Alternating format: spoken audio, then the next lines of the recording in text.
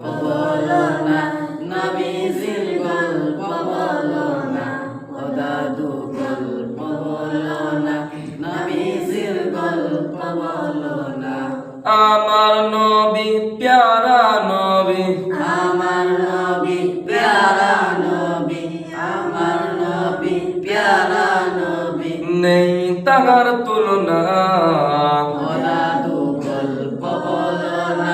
নবীজির গল্প বলো না ও দাদু গল্প বলো না নবীজির গল্প বলো না মক্কা নগরীতে নবী জন্মাইয়াছিলেন